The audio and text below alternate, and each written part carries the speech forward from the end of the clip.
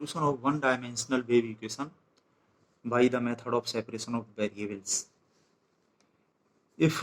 y equal to yxt be the displacement of a vibrating string from mean position y equal to 0 at any point x from one end at any time t, कुछ भी हो सकता है initial time t equal to 0 से लेके आगे तक positive, then it satisfy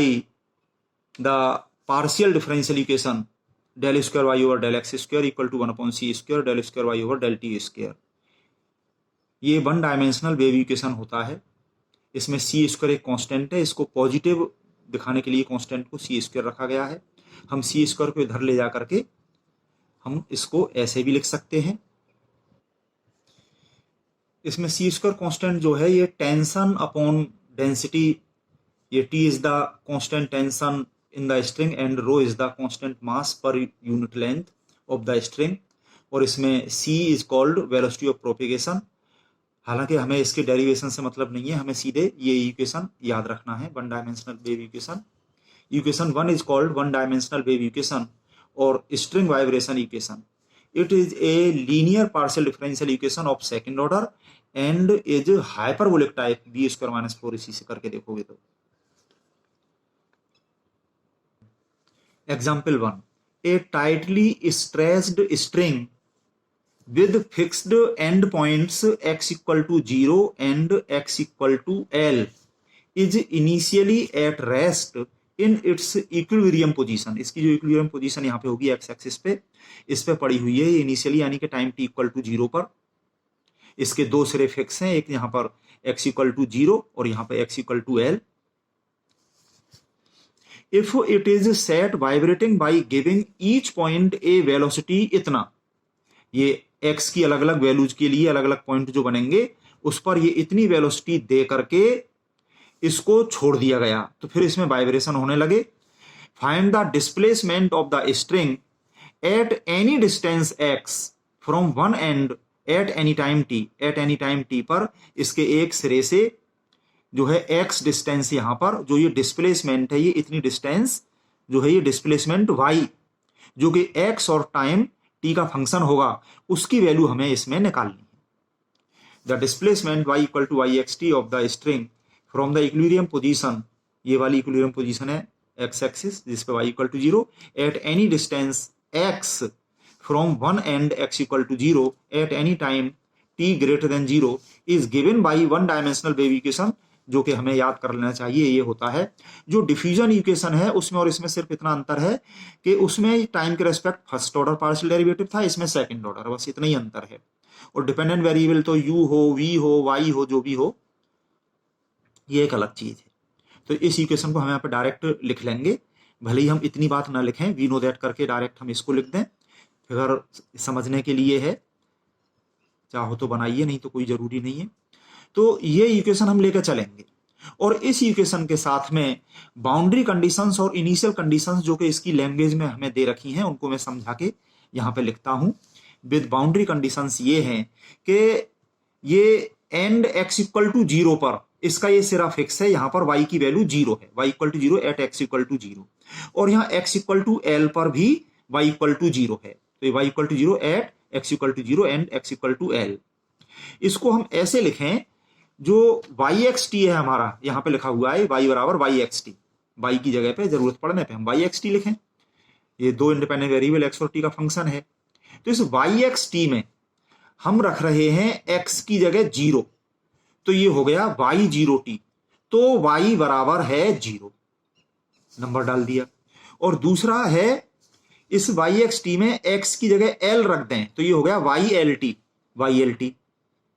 तो ये भी इक्वल टू 0, यानी y बराबर 0, ये y इक्वल टू 0. तो ये दो हो गई बाउंड्री कंडीशन, इनमें x की वैल्यू रखी जा चुकी है और जो t है वो 0 से लेकर के आगे कोई भी टाइम हो सकता है वाइब्रेशन के लिए, किसी भी टाइम पे, इसमें हम देखेंगे.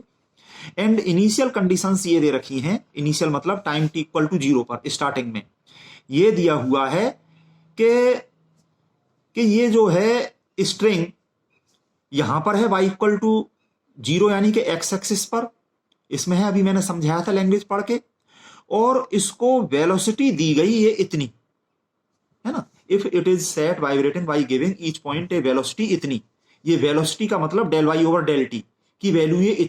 इतनी वेलोसिटी दे करके इसको छोड़ दिया गया, यानी कि टाइम टी इक्वल टू 0 पर वाई की वैल्यू 0 और del y over del t की वैल्यू इतनी। अब इनको हम अपने उस फॉर्मेट में लिखें, वाई की जगह लिखा हमने वाई एक्स टी, ये y x t equal to 0 कब, जब इसमें t equal to 0, y x t में टी की जगह 0 रख दिया। Del y over del t को हम लिख दें, ये जो वाई है वाई एक्स टी, इसको टी के रेस्पेक्ट डिफरेंशिएशन को सफिक्स में टी लगा के डिनोट कर दें, तो ये हो गया वाई टी एक्स टी, और फिर इसमें टी की जगह 0 रख दिया। टी की जगह 0 रखने पर इसकी वैल्यू बन रही है इक्वल टू ये इतनी। इन पे हमने नंबर डाल दिए, और इसमें x जो है वो 0 से लेकर के l तक है यहां पर। तो अब ये प्रॉब्लम है हमारे पास में, ये पार्शियल डिफरेंशियल इक्वेशन और इसके साथ में ये 4 कंडीशन, 2 बाउंड्री कंडीशन और 2 इनिशियल कंडीशन, इन 4 कंडीशन के साथ में ये, तो प्रॉब्लम हमें इस तरह से भी मिल सकती थी, इसके साथ में ये कंडीशन के साथ में कि इसको सॉल्व करिए। अब ये वर्ड प्रॉब्लम थी, इसको हमने फॉर्मुलेट करके इस तरह का बना लिया, अब इसको सॉल्व करेंगे, और कुछ सवालों में ये बनी बनाई इस तरह से मिलती है, तो हम सॉल्व करते हैं। अब इसमें अपना method of separation of variable लगाएंगे। जो हमारा y है फंक्शन ऑफ एक्स टी, इसको हम इस तरह से मान लेंगे, this y equal to x function of small x only and capital T function of small t only, और शॉर्ट में इनको x इंटू टी इस तरह से लिख लें। Let the solution of equation 1 is this. अब यहां से y की वैल्यू इसमें रखेंगे, डिफरेंशिएट करके, differentiating this 6 with respect to x कर लिया 2 बार, तो ये x डबल डैश हो गया, t पे कोई फर्क नहीं पड़ा, और 2 बार t के रेस्पेक्ट किया, x into T double dash हो गया, और इन वैल्यूज को हम रखेंगे इस इक्वेशन 1 में। तो यहां पे इस साइड में तो ये आ जाएगा x double dash t equal to 1/c² into ये आ जाएगा x टी डबल डैश। ये मिल चुका हमें। अब इसमें वेरिएबल सेपरेट करेंगे, x के एक तरफ ले गए, t के एक तरफ ले गए, और इसके लिए हमने इसको डिवाइड किया x t से, तो we have x double dash upon x equal to t double dash upon c² t, और इधर बिल्कुल t नहीं है, इधर बिल्कुल x नहीं है, और ये बराबर है, तो ये कांस्टेंट हो गया। और इस कांस्टेंट को सीधे सीधे नेगेटिव ले सकते हैं, हालांकि यहाँ पे पॉजिटिव या 0 हम लेंगे कांस्टेंट को, तो उससे हमारी कंडीशन सेटिस्फाई नहीं होंगी, ये बात अंडरस्टूड है। इन सभी में आप सीधे सीधे नेगेटिव कांस्टेंट ले लिया करिए। इसको हमने ये ले लिया, और इसमें this equal to -k² and this equal to -k², और इससे हमारे 2 ordinary differential equations of second order ये बन गए। x डबल डैश को हम लिख लें ये d2x over dx², capital x जो है स्मॉल x पर डिपेंड करने वाला, ये ऑर्डिनरी इस तरह से, और ये t डबल डैश का मतलब ये हो गया कैपिटल T का डिफरेंशिएशन स्मॉल t के रेस्पेक्ट 2 बार, dy dx को कैपिटल D लिख सकते हैं, x यहाँ पे हमने कॉमन ले लिया, और ये dy dt को हमने d डैश लिख लिया, वेयर करके लिख दिए यहाँ पर। और इस तरह से these are 2 linear ordinary differential equations of second order with constant coefficients, और इनके सॉल्यूशन हमें CF प्लस PI से मिलेंगे, क्योंकि इस साइड में तो दोनों में 0 है, तो PI तो दोनों के 0 है, केवल CF ही इनके सॉल्यूशन हो जाएंगे। CF के लिए auxiliary equation m² plus k² equal to 0 से m equal to plus minus i के, इससे CF हो गया arbitrary constant into cos kx plus arbitrary constant into sin kx, और इसी तरह से इसके ऑक्सिलरी इक्वेशन के रूट्स प्लस माइनस i के सी,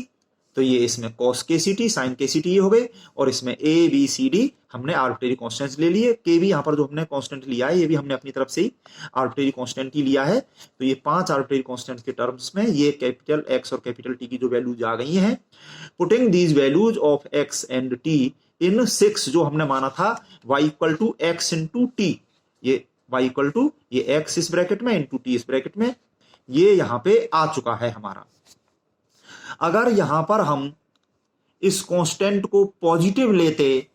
तो यहां पे नेगेटिव होता, और इससे ऑक्सिलरी इक्वेशन के रूट्स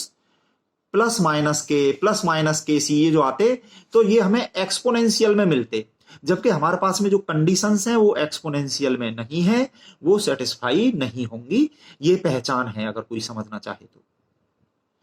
तो अब हमें ये जो मिल चुका है, अब इसमें हमारे पास जो कंडीशंस है उनको एक एक करके लगा करके जो इसमें आर्बिट्रेरी कांस्टेंट्स है उनकी वैल्यू निकाल के इसमें रखी जाएगी।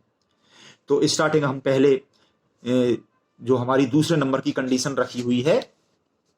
उसमें x इक्वल टू 0 है, तो हमने इसमें पूरे में x इक्वल टू 0 रख दिया, जहां जहां भी है x की 0 रख दिया। cos 0 की वैल्यू 1 हो गई, sin 0 की वैल्यू 0, ये टर्म खत्म हो गया, a इंटू ए इतना ये आ गया। और कंडीशन जो है 2 में उसको यूज कर दिया हमने यूजिंग 2। वो कंडीशन ये है y0t इक्वल टू 0, इसकी जगह पे हमने 0 रख दिया, इक्वल टू ये इतना लिख दिया। अब हम देख रहे हैं ये a इंटू ये ब्रैकेट इक्वल टू 0, तो इसमें ये वाला ब्रैकेट तो 0 होगा नहीं, क्योंकि अगर ये ब्रैकेट 0 हो जाए तो इसमें सॉल्यूशन में ये ब्रैकेट जो कहते हैं यहां आ रहा है, ये 0 इंटू इतना मिल जाएगा, तो ये y इक्वल टू 0 डिस्प्लेसमेंट जो है वाइब्रेटिंग स्ट्रिंग का हर जगह हर टाइम पे वो 0 ही रहेगा, तो ये तो गलत हो जाएगा। इसलिए ये ब्रैकेट नॉन जीरो, इस नॉन जीरो ब्रैकेट से डिवाइड कर दिया हमने, तो ये a इक्वल टू 0 आ गया। ऐसे ही समझ सकते हो a into this equal to 0, जब इन दो चीजों का मल्टीप्लीकेशन इक्वल टू 0 है और ये वाली चीज 0 नहीं है तो इसको तो 0 होना पड़ेगा। वैसे बात ये होती है कि इस नॉन जीरो से डिवाइड कर दिया हमने, तो दिस इक्वल टू 0 हमें मिल गया। अब ये a इक्वल टू 0 तो हमें मिल चुका है, इसको हमने रख दिया इसमें 7 में, a की जगह 0 रख दिया, ये टर्म तो खत्म हो गया, b इंटू इतना ये हमारा ये आ चुका है। अब हमारी अगली कंडीशन जो है नंबर 3 पे जो लिखी हुई है उसमें x इक्वल टू एल है, तो इस पूरे में x की जगह हमने l रख दिया, तो ये हो गया y L t equal to b into sine के एल, इस पे कोई फर्क नहीं पड़ा, ये ब्रैकेट एज इट। और कंडीशन ऐसी है नंबर 3 पे जो लिखी हुई है उसको हमने यूज किया, दिस इक्वल टू 0, बाकी ये हमने उतार दिया। अब इसमें फिर वही बात, ये b इंटू इतना इंटू ये ब्रैकेट इक्वल टू 0, तीन चीजों का मल्टीप्लीकेशन, तो इसमें ये वाला ब्रैकेट तो 0 है ही नहीं, ये तो हमने ऊपर बता दिया। अब ये b इंटू इतना इक्वल टू 0 है, तो अगर b इक्वल टू 0 हो जाए, b इक्वल टू 0 हो जाए तो यहां पे ये रख देंगे हम b इक्वल टू 0, तो ये y x t equal to फिर से वही 0 वाली बात जो कि नहीं होनी चाहिए, ऐसी चीज आएगी। तो यहां पे हम देख रहे हैं कि b 0 नहीं होना चाहिए, b 0 नहीं होना चाहिए, तो कुल मिला के बात ये बची कि साइन के एल इक्वल टू 0 बचा, since b not 0 and this bracket not 0, sine के एल इक्वल टू 0 हमें मिल गई। ये बात हमने यहाँ पे लिख भी दी है कि इससे ये चीज हो जाएगी जो कि नहीं होनी चाहिए। साइन के एल इक्वल टू 0, इससे हमें k की वैल्यू निकालनी है, तो इसको हमने लिख दिया इक्वल टू साइन एन पाई, जिसमें कि n कोई भी इंटीजर है,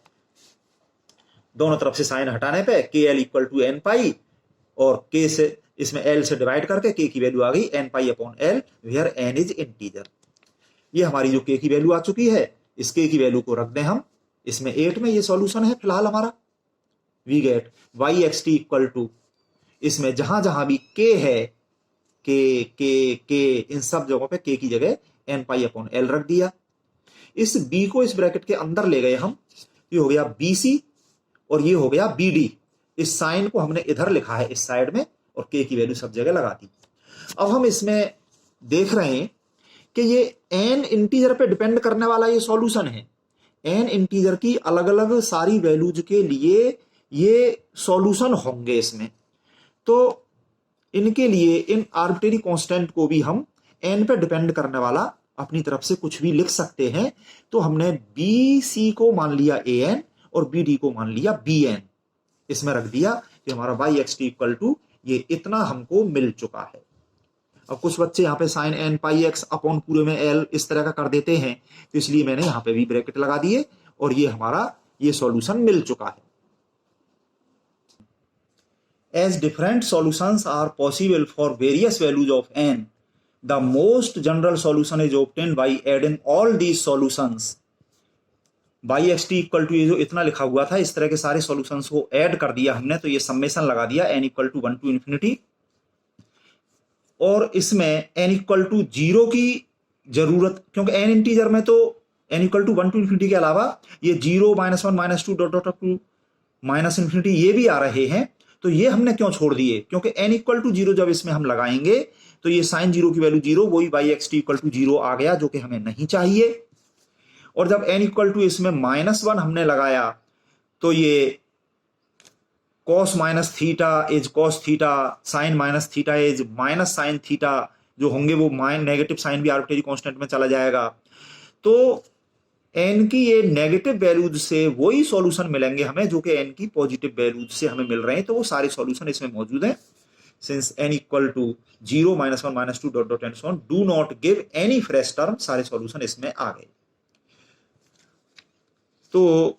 एक बात यहां पर बड़ी इंपॉर्टेंट है, समझ लीजिए कि ये वेव इक्वेशन के सारे सवाल यहां तक बिल्कुल ऐसे ही हैं कॉमन, बस यहां से आगे अलग अलग सवालों में इनिशियल कंडीशन यानी कि टाइम t इक्वल टू 0 पे अलग अलग कंडीशन दे रखी होती है, यहां से आगे उनमें वो अलग अलग चीज होती हैं। यहां तक सारे सवाल एक जैसे हैं और उनमें भी क्या अलग अलग चीजें होती हैं ये भी मैं आपको बता रहा हूं। वेव इक्वेशन के सारे सवालों में ये partial differential equation, one dimensional wave equation और इसके साथ में ये बाउंड्री कंडीशन, ये भी यही रहती है सभी सवालों में। ये जो इनिशियल कंडीशन है टाइम t इक्वल टू 0 पर, किसी सवाल में तो ये वैल्यू 0 होती है और यहां पर x का कुछ फंक्शन दिया होता है, और किसी सवाल में ये वैल्यू जो है 0 होती है और यहां पे x का कुछ फंक्शन दे रखा होता है। इस तरह से अलग अलग सवाल बन जाते हैं और x के जो फंक्शन है वो भी इस क्वेश्चन में ये है, किसी और क्वेश्चन में कुछ और होगा। इस तरह से इनकी अलग अलग वैल्यू से ये अलग अलग सवाल बन जाते हैं। अभी जो मैंने कंडीशन 4 दिखाई थी y x 0 इक्वल टू 0, इसको हम यूज करने जा रहे हैं। तो इसमें t इक्वल टू 0 रखें हम y x t में, पुटिंग t इक्वल टू 0 इन 9, तो ये cos 0 की वैल्यू 1 हो गई, sin 0 0 होकर के ये टर्म तो खत्म ही हो गया, केवल ये वाला टर्म बचा an इंटू 1 इंटू ये इतना, और यूजिंग 4 y x 0 की जगह हमने ये 0 रख दिया तो ये हमें ये मिल गया। और इस साइड में क्योंकि 0 इस सिग्मा को हम खोलें तो n की 1 वैल्यू 1 2 3 एंड सो ऑन, उन सब के लिए a1 a2 a3 उन सब के कोफिशिएंट हम दोनों साइड से इक्वेट करें तो इधर तो 0 ही है, तो ये an equal to 0 for all values of n, an की वैल्यू 0 ये हम यहां पे रख दें इसमें सॉल्यूशन 9 में, तो ये वाला टर्म खत्म हो गया, केवल bn इंटू साइन ये इतना बचा। अब एक कंडीशन और बची है, उससे हम bn की वैल्यू निकाल लेंगे। उसके लिए हमें इसको डिफरेंशिएट करना पड़ेगा partially with respect to t, क्योंकि उस कंडीशन में है y t x 0, बाद में t की जगह 0 रख देंगे। अभी इसको t के रेस्पेक्ट डिफरेंशिएट किया, सफिक्स में t लगा दिया, t के अलावा बाकी सारी चीजें कांस्टेंट की तरह से, t केवल इस जगह आ रहा है, साइन का डिफरेंशियल हो गया cos, और t का वेरिएबल t का कांस्टेंट कोफिशिएंट n पाई c अपॉन l यहां पर मल्टीप्लीकेशन में आ गया, ये चीज आ गई। अब इसमें हम रख दें t की जगह 0, y t x 0 equal to t की जगह 0 रखने पे cos 0 की वैल्यू 1 हो गई,